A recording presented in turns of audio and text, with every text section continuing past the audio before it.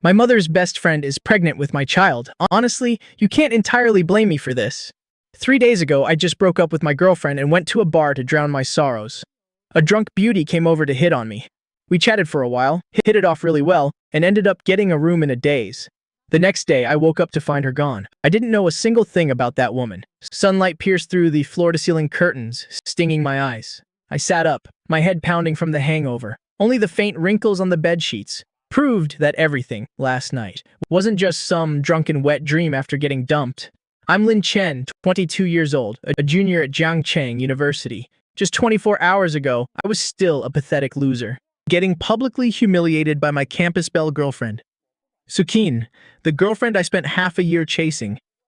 At the milk tea shop right outside the school gates in front of a huge crowd, she threw the milk tea I bought her on the ground, called me a broke loser, and said I could never give her the life she wanted. She said Wang Hao, the rich kid from the finance department next door, could easily buy her the latest iPhone, while I couldn't even afford to buy her a single lipstick. I was shaking with anger. During the 3 months we were together, I scraped by, spending every dime from my part-time jobs on her. And in the end, I was just labeled a broke loser. I just chuckled bitterly, told her good luck being a gold digger, and walked away.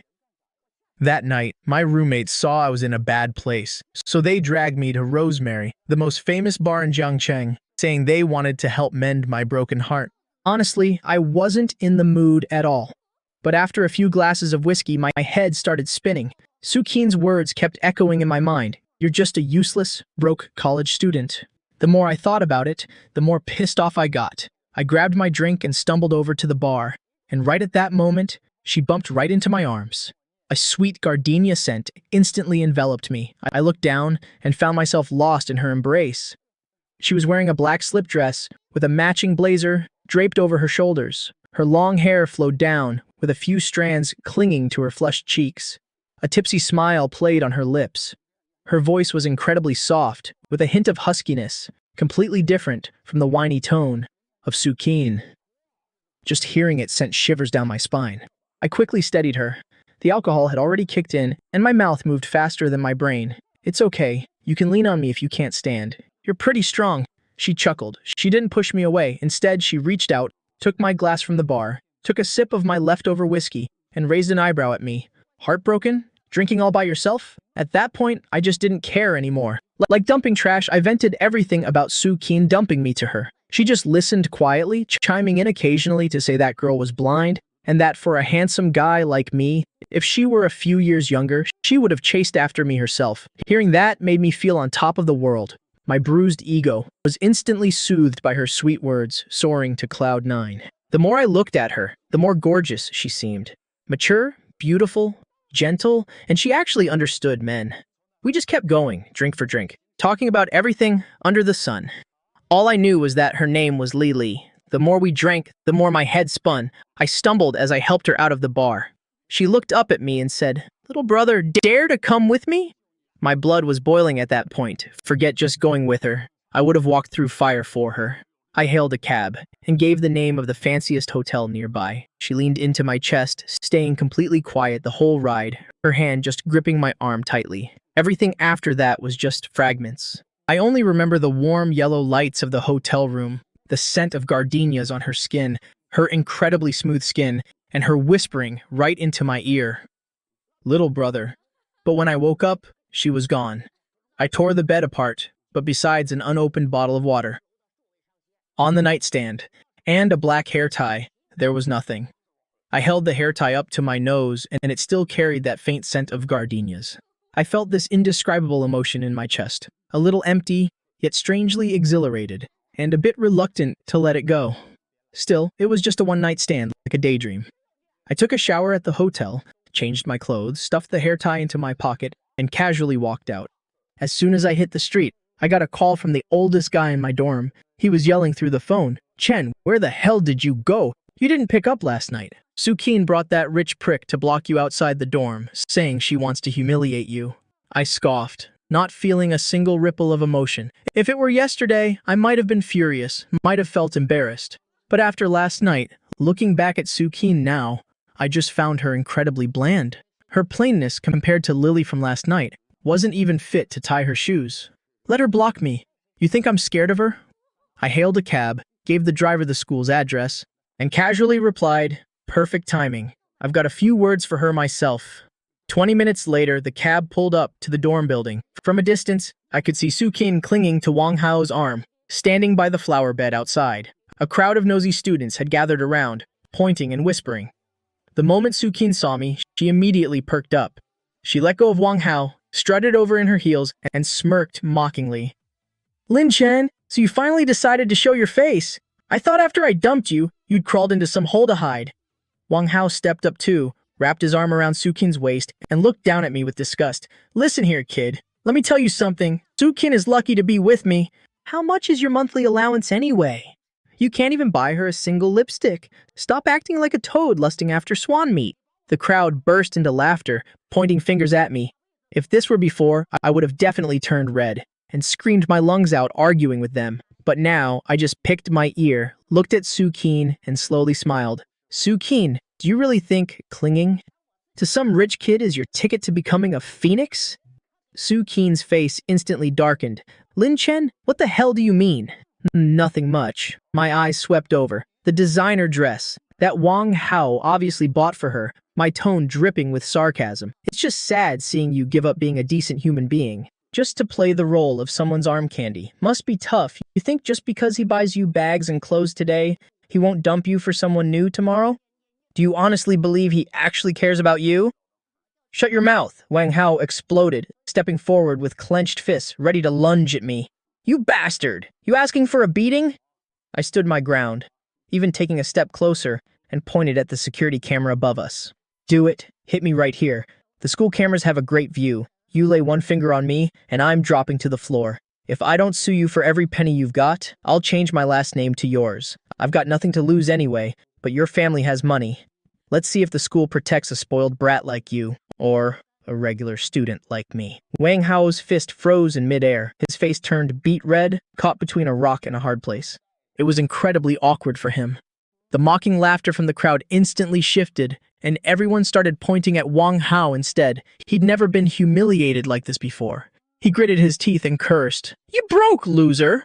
But he didn't dare make a move. I turned my gaze back to Soo-kin. Her face was pale one second and red the next, shaking with pure rage. I smirked and dropped one last line. "Oh, and by the way, don't flatter yourself thinking I'm heartbroken over you. To be completely honest, last night I met an older woman who's 100 times prettier than you and 100 times sweeter. Her body blows yours out of the water. Compared to her, you're just an unripe little cabbage. I should actually thank you for dumping me. Otherwise, I never would have met someone so amazing." The moment those words left my mouth, Soo-kin's face turned ghostly pale. She screamed, "Lin Chen, have you no shame? Even if I don't, I'm still better than a gold-digging tramp like you." I waved my hand, too lazy to waste another breath on her. I turned around and walked into the dorm, leaving behind a crowd of gossipers, and Soo-kin and Wang Hao stomping their feet in anger. Back in the room, my 3 roommates immediately swarmed me, showering me with praise. They said I was so badass out there, leaving that bitchy couple completely speechless. The oldest slapped my shoulder. "Not bad. Chen, 1 night away and you've reached enlightenment? Did you really meet a gorgeous older woman? You're not just bullshitting us, are you?" I laughed, pulled the black hair tie out of my pocket, tossed it on the desk, and raised an eyebrow. "Why would I lie to you guys? Your brother never bluffs." The 3 of them instantly crowded around, staring at the hair tie, with glowing eyes. They bombarded me with questions about what happened, what she looked like, how old she was, and what she did for a living. They asked so many questions my head started to hurt. I could only give them a vague answer about meeting her at a bar, and left it at that. It wasn't that I didn't want to tell them, but I honestly didn't know anything myself. Over the next few days, I'd often touch the hair tie in my pocket, thinking about Lily from that night. She was like a breeze that blew into my life, stirred up my heart, and then quietly vanished. Just as I was about to treat the whole thing like a passing drizzle and bury it deep in my heart, my mom called. My mom's name is Zhang Lan. She's a typical Northeastern woman. Straightforward, efficient, and runs a small supermarket in Jiangcheng. We weren't rich by any means, and I usually listened to her, only talking back once in a while. As soon as I picked up, her booming voice rang through the receiver. "Chen, are you coming home this weekend? Your Auntie Lyman is back. She's coming over for dinner this weekend, And I'm making that braised pork you two love so much. I froze for a second. Auntie Lyman? My mom had a lot of close friends. Growing up, I must have met at least 80 or 100 aunties, but this Auntie Lyman rang a bell. I think she was my mom's childhood best friend. I heard she went south for business years ago and then moved abroad. I haven't seen her in over a decade, so my memory of her was pretty faded. Auntie Lehman? Which Auntie Lehman? I blurted out. Who else? Yao Lehman, my best friend. She used to carry you when you were little, even bought you baby formula. My mom grumbled through the phone. You brat, did a dog eat your memory? Hurry up and come home this weekend. Your Auntie Lyman even said. She wants to set you up on a blind date. She heard you just got dumped, so she's finding you a good match. The moment I heard blind date, my head started pounding. I quickly brushed it off. Yeah, I know. I'll definitely be home this weekend. Yeah, I know. I'll definitely be home this weekend. I hung up and didn't think much of it. It was just my mom's best friend coming over for dinner. As for the blind date, I'd just play along and brush it off when the time came. Right now, my mind was completely consumed by Lily. From that night, I didn't have the mental capacity to care about any other girl. The weekend came in a flash. I slept in until noon, got up, washed up, and caught a cab home. My house was in an old residential neighborhood, not too far from campus. Just a 20-minute ride. The moment I reached the front door, I could smell the mouth-watering aroma of braised pork along with a faint, familiar scent of gardenias. My heart skipped a beat, and I stopped dead in my tracks. This scent was way too familiar. It was exactly like the scent that lingered around me in that hotel room. I tried to convince myself I was just overthinking it. It's just gardenia perfume. Plenty of women wear it. There's no way it could be such a coincidence. I shook my head and unlocked the door. Mom, I'm home. I changed my shoes, called out, and looked up into the living room. Just one glance, and I turned to stone. There was a woman sitting on the couch. She was wearing a champagne silk dress, radiating an innate allure. The sunlight streaming through the window fell on her, bathing her in a soft, gentle glow. Mature, elegant, seductive, she oozed absolute femininity. And that face, I'd recognize it even if I were turned to ashes. It was Lily, the woman I had a one-night stand with from the bar. The keys slipped from my hand and clattered to the floor, making a deafening sound. My mind went completely blank. Like I'd been struck by lightning, my ears were ringing. Only one thought spun wildly in my head. I'm dead. I slept with my mom's best friend. The woman my mom said carried me as a baby, bought me baby formula. The woman I was supposed to call Auntie. She was the one I took to bed that night. She heard the noise, turned her head, and her eyes landed on me. The moment our eyes met, I clearly saw the glass in her hand tremble, the water inside almost spilling over. Her smiling face instantly stiffened, a visible flash of panic in her eyes. As her pupils constricted, she quickly masked her emotions, putting on a polite smile again. Though it looked a bit forced, even the tips of her ears quietly turned red. Chen, you're home. My mom poked her head out of the kitchen, spatula still in hand, and scolded me with a laugh. Why are you just standing at the door? Hurry up and say hello. This is your auntie's Hayao Lehman, the one I told you about. Come greet her. I stood rooted to the spot, my legs feeling like lead, unable to move an inch. I opened my mouth a few times, but my tongue was tied in knots. I finally managed to squeeze a few words out of my throat. Auntie Chow, hello. I gritted my teeth so hard saying hello they almost shattered. Carried me? Bought me baby formula? What kind of auntie is this? Just a few nights ago, she was hugging me and calling me little brother. Chow Lehman looked at me, her lips twitching, into a stiff smile. Her voice sounded a bit unnatural. Chen has grown so much. Last time I saw you, you were only this tall, just a little boy. I scoffed inwardly. Auntie, I'm a lot taller than you now. My mom came out of the kitchen, wiped her hands, and gave me a light smack. You brat, hurry up and sit down. Chat with your auntie. The food is almost ready. I stiffly walked over to the couch and sat down in the armchair, right across from Chayao Lehman. I didn't know where to look the entire time. Every stolen glance landed on her. She crossed her legs, revealing slender, pale calves beneath her dress, feeling exactly like they did when I touched them that night. Her fingers were long and beautiful. Holding the glass, her nails were neatly manicured, painted a pale, nude pink. These were the very hands that had slid across my back that night, leaving faint scratches behind.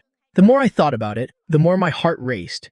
And the more I thought about it, the more terrified I became. A cold sweat broke out on my back. Mom was still chattering on beside me. Lehman, you have no idea. This kid of mine, a while back, got dumped by his girlfriend at school. He was moping around all day. I was worried sick. You know so many people. Do you know any nice girls around? You should introduce one to my Shin. Kaio Laman took a sip of water, then looked up at me. Her eyes held an indescribable tease, along with a hint of shyness. A small smile played on her lips. "Of course," she said. "Shen, tell your auntie what kind of girls you like. I'll keep an eye out for you." The water I had just taken a sip of nearly sprayed right out of my mouth. "Come on, auntie. You're asking when you already know? Don't you know exactly what my type is?" My face flushed red all the way to my ears, and I almost lost my grip on the glass. My mom paused, then laughed and gave me a light slap. She said playfully, "You naughty boy. Have some respect. What kind of joke is that to make with your aunt? Is your aunt someone you can just tease like that? Behave yourself." I quickly forced a laugh. "Mom, I was just kidding. Please don't take it to heart, Auntie Kiao. I just feel that you're the most elegant woman I've ever met." Kiao Layman took a deep breath, struggling to compose herself.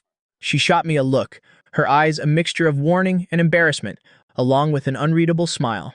She set her glass down and smiled at my mom. "It's fine. Kids are just playing around. He's quite the sweet talker." "Sweet talker," I thought with a smirk. "That's not what you said that night, Auntie. When you called me a sweet talker then, you were much more honest."